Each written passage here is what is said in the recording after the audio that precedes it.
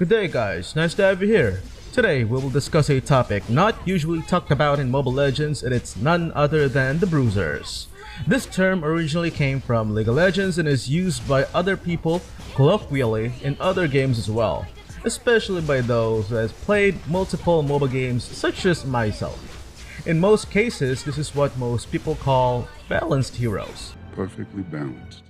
It's someone or something that can absorb a significant amount of damage and at the same time be able to deal a significant amount of damage as well. Calling it balanced is boring, so let's stick with bruisers. Originally, this was another term for fighters, but over time its meaning has expanded and is now used to define the build path and how a certain hero is being played rather than the role itself.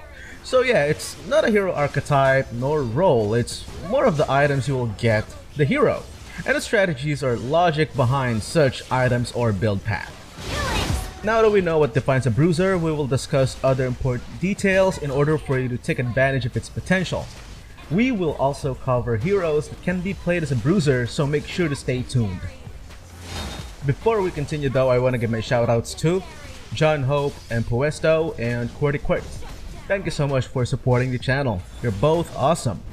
We also have Zenki24YT, and he too hosts a YouTube channel, so make sure to give him some love. Let's start things off with the importance of a bruiser, or in other words, what makes a bruiser great. Mobile Legends is an extremely fast-paced game. Heroes tend to have lower survivability to damage ratio. This means a lot of heroes in this game have the potential to kill you in less than 2 seconds. Bruisers, on the other hand, have the ability to survive or at least last longer than other heroes with a more specialized build path. 2. Carries in most cases are very squishy, and sometimes even great carries die, and when they do, you have to make sure that there is a fallback option. That's where bruisers come in. Like I said earlier, because of your beefiness, the chances of you surviving a clash is pretty big.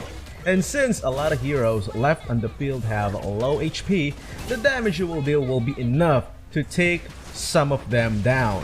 Unlike a pure tank build that barely deals damage, you not only have the ability to take heroes down, but also the ability to transition towards lane pushing, which will help you win more games. Which brings me to number 3.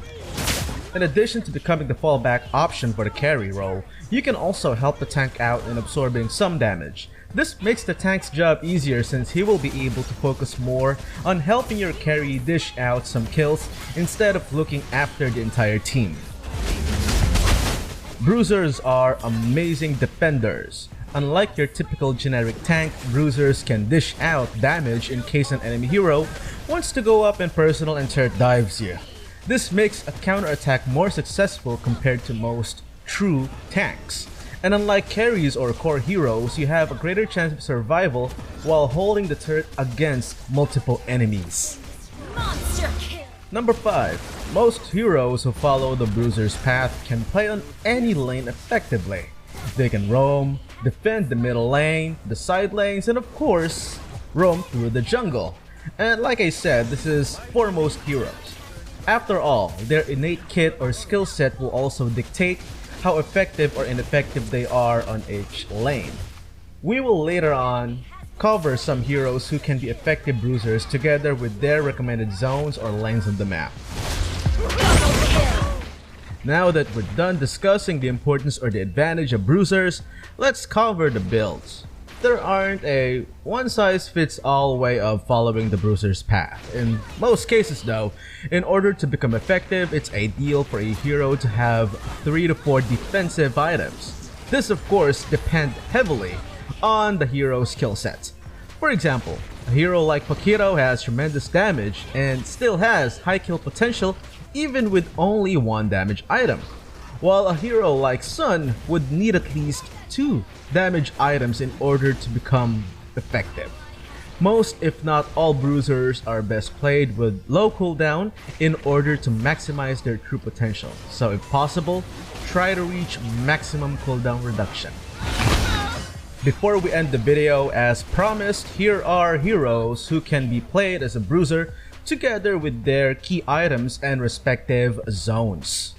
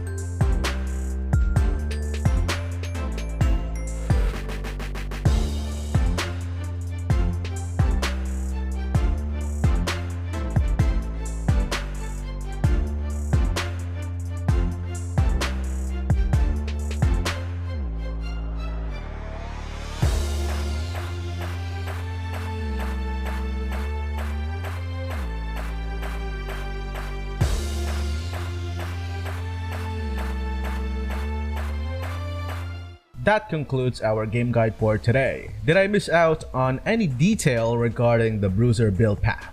What do you think about this? Leave your thoughts on the comment section below, and if you haven't yet, don't forget to hit like, share, and subscribe.